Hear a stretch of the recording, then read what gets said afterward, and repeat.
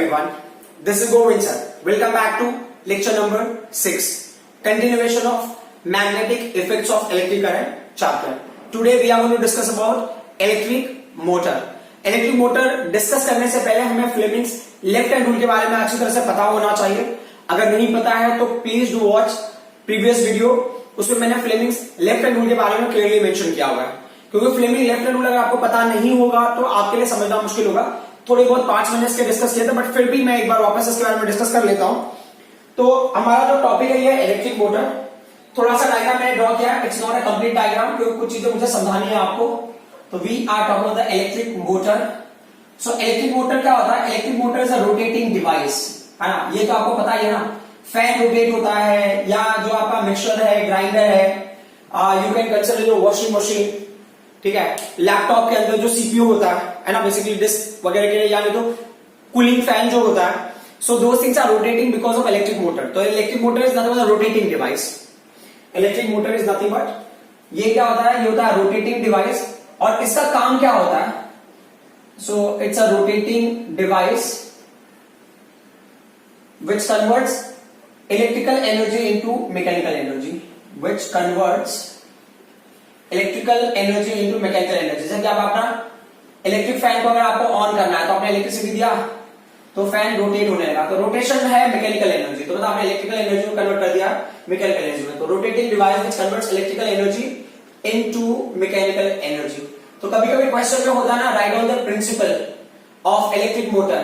तो आपको यही स्टेटमेंट लिखना है कि इसका प्रिंसिपल यही है कि electric motor converts electrical energy into mechanical energy. और you can say electric motor is a rotating device which converts electrical energy into mechanical energy. ये इसका मेन प्रिंसिपल है कि इलेक्ट्रिकल एनर्जी को मैकेनिकल एनर्जी में क्या करता है? कन्वर्ट करता है. तो जो सबसे पहला पॉइंट है इसमें जो हमें समझना है, तो सबसे पहले क्या होता है ना कि ये कहां पे यूज होता है वो मैंने बताया आपको. इलेक्ट्रिक फैन में यूज होगा, मिक्सर हो गया, ग्राइंडर हो गया, ठीक है, वॉशिंग मशीन हो गया, आप ये डेस्कटॉप ले लो, लैपटॉप ले लो. ऐसे कोई भी चीज हो जहां पे रोटेशन हो रहा है ना, उस जगह पे इलेक्ट्रिक मोटर का यूज होगा ही होगा, ठीक है. शॉर्ट इलेक्ट्रिसिटी अप्लाई करके if you are trying to rotate something then there will be electric motor. अब इसके बाद ये बोल रहे हैं कि ना ये जो होता है ना, it's consist of a rectangular coil ABCD. So एक एबीसीडी रेक्टेंगुलर कॉइल है, ठीक है. ये इसका पार्ट है. तो ये एबीसीडी हम बता देते हैं. तो ये हो गया rectangular coil of insulated copper wire. ये हो गया रेक्टेंगुलर कॉइल. एबीसीडी का होगा रेक्टेंगुलर कॉइल हो गया एंड इंसुलेटेड कॉपर वायर, ठीक है. इंसुलेटेड कॉपर वायर, ठीक है. ये इंसुलेटेड कॉपर वायर का बना होता है, क्लियर. और दूसरा जो सबसे इंपॉर्टेंट पॉइंट है कि अब ये जो कॉइल एबीसीडी है, इसका जो एंड होता है ना, the end of the coil. So ends of the coil are connected to two half P and Q. Ends of the coil, देखो एबी का जो एंड है ना, वो एक हाफ पी को कनेक्टेड है, दूसरा ये जो ये साइड में ये क्यू को कनेक्टेड है. ये बेसिकली कैसा होता है ना, ऐसा होता है. देखो एक रिंग होता है, रिंग. वो रिंग को क्या किया ना, तो इक्वल पार्ट्स में कट कर दिया ऐसा. तो ये दिख रहा है आपको मेरा हैंड. बेसिकली आप ऐसे देख लो, इस साइड से देख लो, इस साइड से देख लो, तो ये हाफ हो गया. Understood. So these halves are connected to the ends of you can say coil. So ends of the coils are connected to the two halves P and Q. और ये टू हाफ्स किसके हैं? Of, इसको बोलते हैं split rings, ठीक है. Two halves of the split rings. Split rings को ये कनेक्टेड है. Is that clear? अब ये क्या कह रहे हैं ना, जो ये स्प्लिट रिंग है ना, स्प्लिट रिंग ना इनसाइड से, इनसाइड है ना, ये जो इनसाइड से ना कोटेड विद जो स्प्लिट रिंग होते हैं, अभी आज चलेगा, ठीक है. यहां पे मैं कर देता हूं. ये जो स्प्लिट रिंग्स है ना इनसाइड से, ये इनकी कोटिंग होती है ना, या coated with insulator, you can say, और you can say insulated coating. So ये क्या हो गया यहां पे. सो जो inside of these halves are insulated या कोटेड विद द इंसुलेटर, है ना, आर हैविंग इंसुलेटेड कोटिंग और कोटेड विद इंसुलेटर. ये पॉइंट को आप मेंशन कर सकते हो. तो अगर एक बार ना ये इंसुलेटेड में, तो क्या होता है? एंड अटैच्ड, ये जो चीज होती है ना, ये अटैच होती है. And attached on a Excel.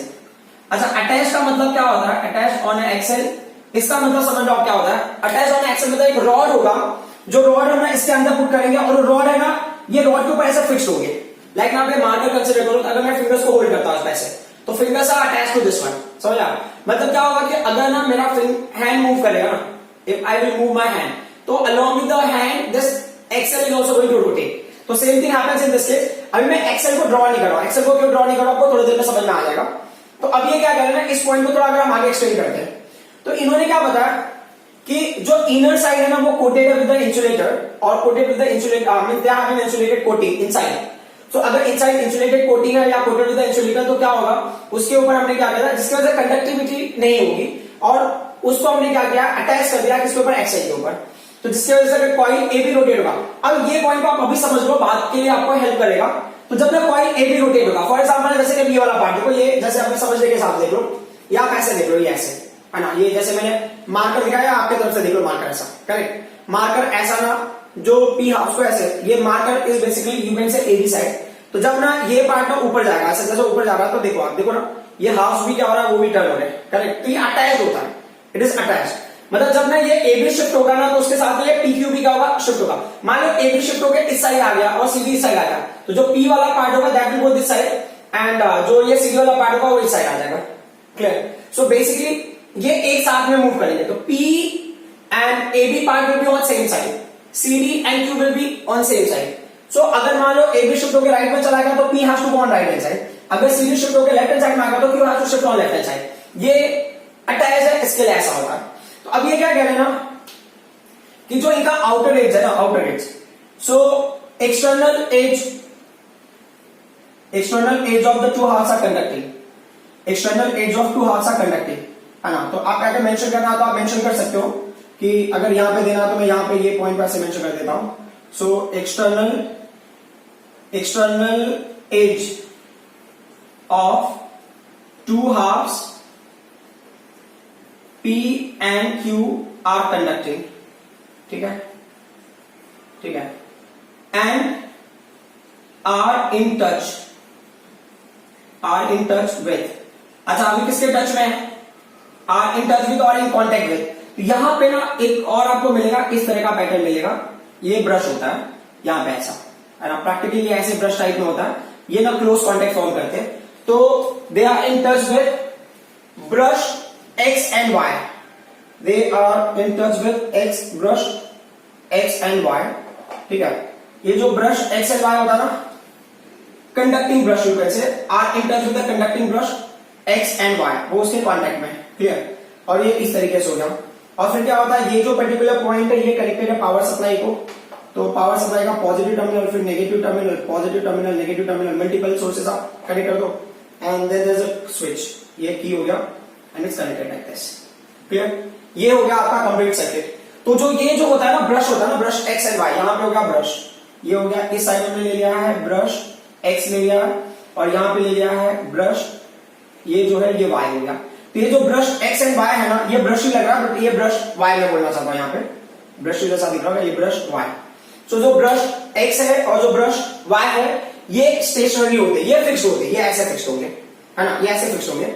और ये जो सर्कुलर कॉइल है, वो ब्रश के ऊपर ऐसे रोटेट होगा, है ना, मतलब ब्रश उसके ऊपर से है, उसके अंदर से ऐसे रोटेट होगा, क्लियर। तो ये क्या हो गया, ये जो है ना पी क्यू, जो पी पार्ट में हो सकता है right now P part is in contact with the brush x, बाद में हो सकता है रोटेट होने के बाद जो पी पार्ट है ना, हाफ का P part will be in contact with the brush Y, ऐसा भी हो सकता है। और सिमिलरली फॉर क्या हो सकता है, हाफ क्यू के लिए, right now half Q is basically in contact with the brush Y, half rotation के बाद या थोड़ा रोटेट होने के बाद it will come this side and will be in contact with the brush X.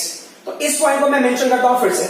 तो देखो जो पहला पॉइंट था हमारे लिए वो क्या था, रेक्टेंगुलर कॉइल है इंसुलेटेड कॉपर वायर का, ठीक है, और ends of the coils are connected to the two halves P Q of the split rings. ये सेकंड पॉइंट था हमारा। जो थर्ड पॉइंट था हमारा वो क्या हो गया कि these halves are coated या insulated from inside, these halves are insulated from inside, ठीक है, and attached on a axle, और ना वो एक्सेल पे attached है। तो क्या होगा, along with the coil this half and axle all three will rotate in a one frame, एक ही पैटर्न में तीनों रोटेट होंगे। अब उसके बाद क्या बोल रहे हैं कि outside is a conducting, so external edge of the two halves are conducting, तो क्या होगा and are in contact with the conducting brushes x and y, और जो कंडक्टिंग ब्रशेस एक्स वाई है ना, ये किसके कांटेक्ट में है, ये कांटेक्ट में है पावर सप्लाई के। तो अब मेन पार्ट आ जाता है, तो ये क्या बोल रहे हैं, flow of current in the coil ABCD, coil ABCD में करंट फ्लो होगा। There is a flow of current in the coil ABCD, ठीक है। कैसे होता है? There is a flow of current in coil ABCD where current enters through brush X, where current enters through brush X से current enter होता है, तो यहां पे ब्रश एक्स से जाएगा करंट एंटर करेगा, है ना, एबी सेगमेंट से जाएगा, एंड थ्रू ब्रश क्या होगा, ये जो वाई से क्या होगा, इट विल कम आउट। अच्छा, इसके पहले ना एक पॉइंट और था जो मुझे मेंशन करना चाहिए था, वो ये था कि rectangular coil ABCD in such a way, जो एबी सेगमेंट है और सीडी सेगमेंट है, that should be perpendicular to external magnetic field. जो आपने मैग्नेटिक फील्ड अप्लाई किया उसको, अच्छा मैग्नेटिक फील्ड का डायरेक्शन भी मुझे बताना जरूरी है, नॉर्थ यहाँ पे साउथ वहां पे, तो डायरेक्शन ऑफ मैग्नेटिक फील्ड इस तरीके से होगा, क्लियर। अब समझो कि ना कॉइल का कुछ इस तरीके से, ऐसा कॉइल का एक पार्ट यहाँ पे, तो अगर मुझे कॉइल इमेजिन करना है तो I will take example of, just 1 second, okay fine, चलिए ठीक है, मैं ये बुक ले लेता हूं, ठीक है, इस बुक को आप ले लो। तो ये जो एंड है ना, ये कॉइल का वन पार्ट होगा है, सेकंड पार्ट का, तो ये अगर मैग्नेटिक फील्ड ऐसे जा रहा है, मैग्नेटिक फील्ड ऐसे जा रहा है और लेंथ ऐसे है इसका कॉइल का, तो ये मैग्नेटिक फील्ड और लेंथ क्या होगा, परपेंडिकुलर होगा। सिमिलरली इस पार्ट के लिए भी लेंथ ऐसे, इसका मैग्नेटिक फील्ड ऐसे है, तो वो भी 90 डिग्री परपेंडिकुलर। तो क्या होगा, जो साइड ए बी होगा एंड साइड सी डी होगा, या परपेंडिकुलर, परपेंडिकुलर होने की वजह से ही वो क्या करते हैं, फोर्स को एक्सपीरियंस करते हैं, ठीक है। वो चीज हमने ना लास्ट क्लास में की थी, बट एक बार और डिटेल में कर लेते हैं। तो क्या होगा, current flows through coil ABCD and current enters to the coil through brush X and comes out of the coil through brush Y, clear. तो अब क्या होता है, अब हम ऐसा बता सकते हैं ना, देयरफॉर आर्म एबी में ना, देयरफॉर इन आर्म एबी जो करंट फ्लो कहां से होता है, करंट कहां से कहां फ्लो होगा, current flows from A to B, है ना। आर्म ए बी में करंट क्या होता है, ए टू बी फ्लो होता है। जो दूसरा पॉइंट है वो क्या है, इन आर्म सी डी क्या होगा, करंट फ्लोज थ्रू या करंट फ्लोज फ्रॉम, आगे देखो सीडी वाले आर्म में करंट कहां से फ्लो हो रहा है, सी टू डी फ्लो हो रहा है, बराबर ना। अब ये पॉइंट इतना एक्सरसाइज करने की क्या जरूरत है, आपको थोड़ी देर में समझ में आ जाएगा। अब ये क्या कहते हैं कि आफ्टर हाफ रोटेशन के बाद क्या होगा, जैसे कि ये पी है और ये क्यू है, तो अब ये क्या, ये रोटेट हो रहे हैं, करेक्ट, मान लो कि ऐसे रोटेट हो रहे होंगे, तो रोटेशन के बाद, हाफ रोटेशन के बाद one part will come up and one part will go down, ठीक है। हाफ रोटेशन के बाद क्या होगा, इनका डायरेक्शन चेंज हो जाता है। अच्छा, और ये जो पॉइंट इन्होंने बताया, करंट अगर ए से बी फ्लो हो रहा है, तो फ्लेमिंग्स लेफ्ट हैंड रूल हम यूज करेंगे, फ्लेमिंग्स लेफ्ट हैंड रूल के हिसाब से क्या होता है, फ्लेमिंग्स लेफ्ट हैंड रूल के हिसाब से मैग्नेटिक फील्ड इस डायरेक्शन में ना, फ्लेमिंग्स लेफ्ट हैंड रूल क्या है, FBI, F is force, B is magnetic field, I is current, या फादर मदर चाइल्ड, तो father force, mother means magnetic field and C for child, current, child for current, ठीक है। So father mother child, father force, mother magnetic field and child current. तो अभी क्या करें, mutually perpendicular करो, magnetic field कैसे ऐसे जा रहा है, अब करंट कहां जा रहा है, current is going from A to B, correct ना। तो हमने लास्ट क्लास में क्या, तो ये ऐसे जा रहा है, बट अगर आप प्रैक्टिकली बुक के हिसाब से आप देखो, प्रैक्टिकली क्या होगा, प्रैक्टिकली मैग्नेटिक फील्ड ऐसे जा रहा है ना, देखो ऐसे जा रहा है मैग्नेटिक फील्ड, करेक्ट, और ये सेगमेंट में करंट इधर जा रहा होगा, तो ऐसे, तो थंब देखो किधर, थंब इज डाउनवर्ड, ठीक है। So Fleming's left hand rule के हिसाब से क्या होगा कि segment A B push downward, ठीक है, या magnetic force pushes segment A B downward, magnetic force pushes segment A B downward. और जो दूसरा पॉइंट है सीडी पे देख लेते हैं, सीडी पे क्या होता है, ये सीडी सेगमेंट है, उसका करंट ऐसे आ रहा है, तो मैग्नेटिक फील्ड ऐसे हो गया, करंट ऐसे फ्लो रहा है, तो थंब किधर है, अप है, तो क्या होगा, magnetic force pushes the CD segment in upward direction, clear. So क्या होगा, according to Fleming's left hand rule, Fleming left hand rule के हिसाब से क्या होगा, ए बी जो होगा ना, पुश डाउनवर्ड, ठीक है, और जो सीडी सेगमेंट होगा that is pushed upward, clear. तो ये डाउनवर्ड जाएगा, वो अपवर्ड जाएगा। तो हाफ रोटेशन के बाद क्या होता है, हाफ रोटेशन के बाद ना direction of current will get reverse. Half rotation के बाद का सिनेरियो देखो आप, यहां पे क्या होता है, हाफ रोटेशन के बाद ना देखो, जो ए है ना वो यहां पे आएगा, ए बी यहां पे आ जाएगा, जो सी डी है यहां पे आ जाएगा, ऐसा ऐसे कि ए बी है ना, ये हाफ पी को कनेक्टेड है, तो यहां पे ये पी हाफ आ जाएगा, यहां पे ये क्यू हाफ हो गया, ठीक है। इसमें कौन सी क्वांटिटी जो चेंज नहीं हो रही है, ऐसा ऐसे जो ब्रश होते हैं ना, ब्रश एक्स एंड वाई ये स्टेशनरी होते हैं, तो जो ब्रश कनेक्टेड है यहाँ पे एक्स एंड वाई स्टेशनरी है, ठीक है, जो ब्रश से कनेक्टेड है एक्स एंड वाई वो स्टेशनरी है। तो वहां पे अगर मुझे देखना है, if I see into that, तो मुझे क्या मिलता है कि ये जो पर्टिकुलर पार्ट है इनका पैटर्न ऑलमोस्ट वैसा ही दिख रहा है, सिर्फ ना जो साइड ऑफ द कॉइल है वो बदल गया है, बाकी पैटर्न में कोई वेरिएशन दिख नहीं रहा है मुझे, ठीक है। यहाँ पे क्या होगा, की हो गया, क्लियर। अब ये ब्रश एक्स है और ये ब्रश वाई है। तो अब इस हिसाब से देखो ना, क्राइटेरिया तो वही ना, सोर्स से करंट एंटर करेगा ब्रश एक्स से इनटू द कॉइल, तो यहाँ पे करंट एंटर करेगा कि यहाँ पे ऐसे जाएगा, और ब्रश वाई से क्या होगा, करंट लीव करेगा या comes out of the brush Y. तो अब इस केस में क्या होगा, करंट कहां से कहां फ्लो होता है, तो इस केस में इन आर्म, अब क्या होगा, इन आर्म ये सी बी, करंट कहां से कहां फ्लो होगा, करंट फ्लोज फ्रॉम कहां से कहां फ्लो होगा, from C to D, current flows from C to D and in arm, अब कौन सा आर्म लेंगे हम, so in arm A B, जो करंट कहां से कहां फ्लो होगा, current flows from B to A, है ना। तो देखो इसमें ना डायरेक्शन का कितना फर्क हो गया, करंट फ्लोज फ्रॉम कहां होगा इस केस में बी टू ए। तो अब उसकी वजह से क्या होगा, अब उस चीज को भी ऑब्जर्व कर लेते हैं। तो सेम क्राइटेरिया होगा ना कि इसमें जो है ना करंट, अगर मैं उस कॉइल के हिसाब से इमेजिन करूं, ठीक है, कॉइल के हिसाब से ऐसे, तो अब सीधी वाले आर्म में करंट सी से भी जा रहा है, ऐसे जा रहा है, बराबर। अच्छा उसके पहले करंट कहां से कहा जा रहा था, अच्छा इस पार्ट में मैंने ना, अच्छा ये मैंने ना पॉइंट गलत दे दिया, सॉरी, ये पॉइंट ए बी हो गया, ठीक है, यहां पे क्या होगा, ये सी और ए डी हो गया, in the arm C D current will flow from D to C होगा, है ना, अदरवाइज पूरे का पूरा पैटर्न रॉन्ग हो जाएगा, डी टू सी, ठीक है। अब देख लेते हैं, सो ये क्या होता है, करंट ना डी टू सी जा रहा है, तो करंट डी यहां पे, सी यहां पे, तो current is going D to C, और मैग्नेटिक फील्ड का डायरेक्शन तो वही रहेगा ना, ये दोनों मैग्नेट आपको रखना है, मैं सिर्फ ना कॉइल को और ना इसको रिप्रेजेंट कर रहा हूं, क्या नाम है आपके टू हाफ्स, तो magnetic field is like this, correct, current ऐसे जा रहा है, तो ये पार्ट डाउनवर्ड, अब क्या होगा, सीडी विल मूव डाउनवर्ड, है ना, तो यहां पे क्या मुझे दिख रहा है, सीडी पुश्ड डाउनवर्ड, ठीक है। अब जो नेक्स्ट पॉइंट है जो हमको समझना है, सो जो ए बी वाला पार्ट है वो किधर मूव होगा, ए बी वाला पार्ट होगा पुश्ड अपवर्ड, ठीक है।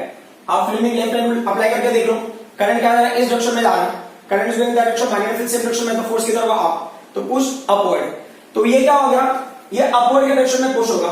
तो जो हमें समझने वाली बात है इसमें वो क्या है, what do we need to understand.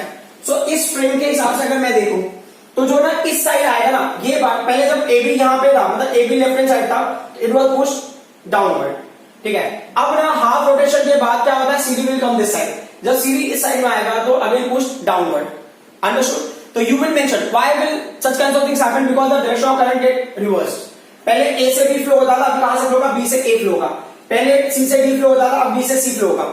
Half rotation के बाद ना, क्योंकि देखो ना ये बहुत सिंपल है ना, कि जो आपका जो हाफ है, आफ्टर हाफ रोटेशन के बाद क्या होगा, हाफ रोटेशन के बाद जब आगे जाएगा तो जो पी हाफ है वो वाई के कांटेक्ट में आएगा, जो क्यू हाफ है वो एक्स के कांटेक्ट में आ जाएगा। अब करंट ना सीधी वाले ब्रांच से फ्लो होगा एक्स के लिए, और ए बी में अगर देखोगे तो वाई से फ्लो होगा। सिमिलरली यहां पे क्या था, एक्स से ए बी में फ्लो होता था और एक्स से, और वाई से कैसे फ्लो होता था, सी डी में फ्लो होता था। हाफ रोटेशन के बाद चेंज हो जाता। तो एक स्टेटमेंट आपको लिखना है कि after every half rotation the direction of current get reversed. As a result, this segment on the left hand side, you can say the segment on the left hand side of the coil keeps moving downward, and the segment on the right hand, segment or side, you can say side of the coil on the right hand side will keep moving upward. As a result, it will be set into the continuous rotation. तो ये continuously क्या होता रहेगा, rotate होता रहेगा। ये point आपको समझ में आना चाहिए। तो ये पॉइंट एकदम क्लियर होना चाहिए हमारे मन में कि हमको कैसे करना है। अब एक पॉइंट जो मैंने छोड़ दिया है एक्सेल, तो एक्सेल को ड्रॉ नहीं किया था मैंने, तो एक्सेल को कैसे ड्रॉ करोगे, आप इसके बीच में एक रॉड बना दो, just you make a rod. ये मैं एक्सेल को इसलिए नहीं मैंने ड्रॉ किया ताकि ना समझने में हमको डिफिकल्टी नहीं हो, क्योंकि एक्सेल पे ड्रॉ करते हैं तो कभी कभी समझना हमको डिफिकल्ट हो जाता है। तो ये हो गया आपका एक्सेल। आप एग्जाम में सिर्फ एक ही डायग्राम ड्रॉ करेंगे तो इनफ है, ठीक है। This is Excel. सो अब ये क्या हो रहा है कि अगर इस पॉइंट के हिसाब से हम जा रहे हैं तो क्या होगा कि ये कॉइल रोटेट होगा, ये जो आपका ये हाफ है वो रोटेट होगा, प्लस हाफ जो है it is attached with this axle, तो क्या होगा एक्सेल के साथ में रोटेट होगा, and this device will keep rotating. कब तक रोटेट होगा, जब तक उसके अंदर करंट फ्लो हो रहा है। तो यहां पे डायग्राम में मैंने परमानेंट मैग्नेट दिखाया है आपको, बट प्रैक्टिकली क्या होता है, कॉमर्शियल, सो कॉमर्शियली जो कॉमर्शियल मोटर्स होते हैं ना, commercial Motors, so commercial Motors use electromagnet in place of permanent magnet. जैसे एग्जाम्पल में परमानेंट मैग्नेट बनाया है, तो परमानेंट मैग्नेट की जगह पे कॉमर्शियल मोटर्स होते हैं ना, वो इलेक्ट्रोमैग्नेट यूज करते हैं। मतलब जो करंट फ्लो होगा उस करंट की वजह से मैग्नेट बनेगा, उसी टाइम पे क्या होगा, ये कॉइल रोटेट होगा, ठीक है। उसको आपको एक्स्ट्रा मैग्नेट देने की जरूरत नहीं है। जो दूसरा पॉइंट है, ये क्या बोले, large number of turns of conducting wire, है ना। ये जो कॉपर वायर है, कॉपर वायर इंसुलेटेड है मतलब कंडक्टिंग होगा, तो ये बोले लार्ज नंबर ऑफ टर्न्स किसका, of the conducting wires. Large number of turns of conducting wires कहां पे होगा, in this rectangular current carrying coil. Rectangular हो सकता है, वो सर्कुलर हो सकता है, तो ये क्या बोला, large number of turns of current carrying wires in rectangular coil, ठीक है, रेक्टेंगुलर करंट कैरिंग कॉइल। जो थर्ड पॉइंट है वो क्या बोल रहे हैं कि a soft iron core is taken, a soft iron core is taken. ये जो फ्रेम है ना, this frame is bound on the soft iron core, ठीक है, एक सॉफ्ट आयरन कोर का फ्रेम लेते हैं हम लोग, उसके ऊपर दीज कॉइलिंग्स आर डन। तो अब ये क्या बोल रहे हैं, जो सॉफ्ट आयरन आपने लिया है वो, और उसके बाद ये जो कॉइल है, ये एक साथ में मिलकर क्या बताते हैं, आर्मेचर बनाते हैं, ठीक है। ये आर्मेचर हो गया, इस फ्रेम का नाम हो गया, करेक्ट। तो ये हो गया आपका इलेक्ट्रिक मोटर, और ये आर्मेचर क्या करता है, armature will increase the electrical power of this device. इस डिवाइस के इलेक्ट्रिकल पावर को क्या करता है, इंक्रीज करता है। तो अब हम ना नए टॉपिक पे आ जाते हैं। सो अब हम आ जाते हैं इस सत्र के रिवोल्यूशनरी टॉपिक पे। Revolutionary topic in the sense इसलिए हम बोल रहे हैं क्योंकि ना ये जो मेथड है ये हमको बताता है कि हमको इलेक्ट्रिक करंट कैसे मिलेगा। तो ये बोल रहा है आपका मैग्नेट है और क्लोज सर्किट है, आप ना इलेक्ट्रिक करंट जनरेट कर सकते हो। तो मैं ना चैप्टर के हिसाब वाला नहीं बता रहा, मैं पहले वो बता रहा हूं जो हम समझ सकते हैं, ठीक है। तो यहां पे मैंने क्या बताया, यहां पे लेना माइकल, ठीक है, Faraday is the name of scientist जिन्होंने ये पर्टिकुलर आइडिया प्रपोज किया था कि हम इलेक्ट्रिक करंट कैसे प्रोड्यूस करेंगे। तो इन्होंने क्या बताया कि यू टेक अ कॉइल, आप एक कॉइल ले लो, you take a coil, fine. So coil ले लेते हैं, बोले फिर ना उस कॉइल को आप क्या करना है, गैल्वेनोमीटर से अटैच कर दो। You attach this coil with the galvanometer, fine. फिर ये क्या बोल रहे हैं, अब आप ना यही सेम पैटर्न को एक बार फिर ले लेता हूं मैं कहीं और पे। When current flows, galvanometer deflects. When current flows through circuit, galvanometer deflects. तो मतलब क्या हुआ, गैल्वेनोमीटर डिफ्लेक्ट हो रहा है, इसका मतलब क्या हो गया कि हमको ना इलेक्ट्रिक करंट मिल रहा है उसमें, या उसमें करंट फ्लो हो रहा है। तो इन्होंने बताया, आप नॉर्मली एक ना ये वायर है, ये क्लोज सर्किट या कॉइल हो गया, अब इसको आप क्लोज कॉइल कंसिडर कर लो, क्लोज कॉइल, एक कंडक्टिंग वायर का क्लोज कॉइल है। अब ये गैल्वेनोमीटर को कनेक्टेड है, तो ये नॉर्मली रखा हुआ है, कोई फर्क नहीं पड़ता, मुझे ना कोई इलेक्ट्रिक करंट वगैरह दिखाई नहीं दे रहा है। अब इन्होंने बोला ना, आप स्टोरी में छोटा सा ट्विस्ट लेके आते हैं, ये बोलते हैं कि यू टेक अ मैग्नेट, आप एक मैग्नेट ले लो, ठीक है। अब उस मैग्नेट को ना, उसका जो नॉर्थ पोल है या साउथ पोल जो भी पोल होगा, उसको आप कॉइल की तरफ मूव करो। सिमिलरली जो मैग्नेट है ना, उसको आप कॉइल से आगे भी मूव करके देख लो, ठीक है। और जो थर्ड पॉइंट है, उन्होंने क्या बोला, कॉइल को आप स्टेशनरी रख के भी देख लो, you keep the coil stationary. अब कहां पे स्टेशनरी रख रहे हैं, कॉइल को हमने स्टेशनरी रखा है इनसाइड, कॉइल को स्टेशनरी हमने रखा है आउटसाइड, ठीक है।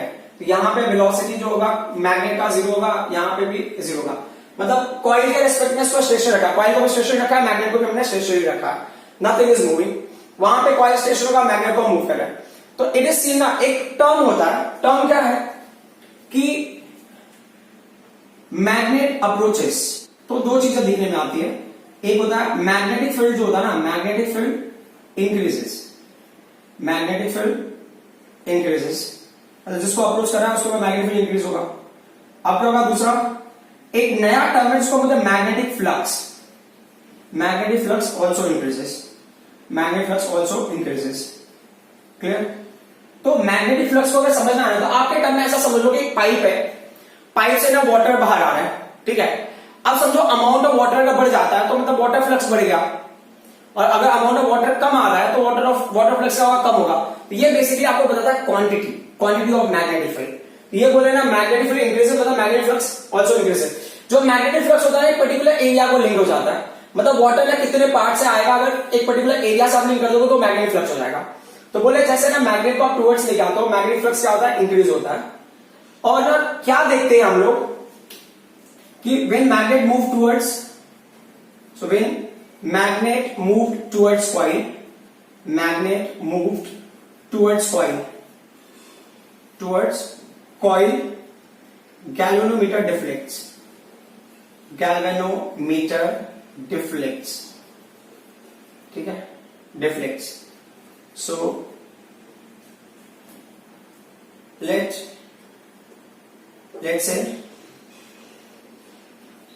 say on right, वो डिफ्लेक्ट हो रहा है राइट में, ऐसा हमारा असम्पशन है। क्लियर?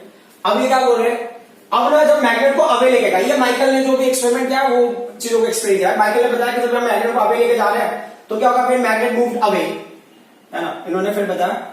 तो अब जैसे गैल्वेनोमीटर है ना, तो यहाँ पे बाहर कैपिटल जी लिख लो और इसमें मैं ऐसे नीडल दिखा रहा हूं, मतलब राइट में डिफ्लेक्ट हो गया। So when magnet moved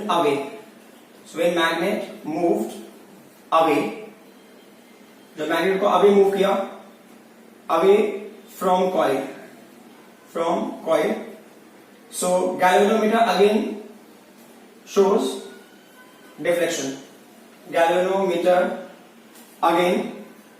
deflection, ठीक है,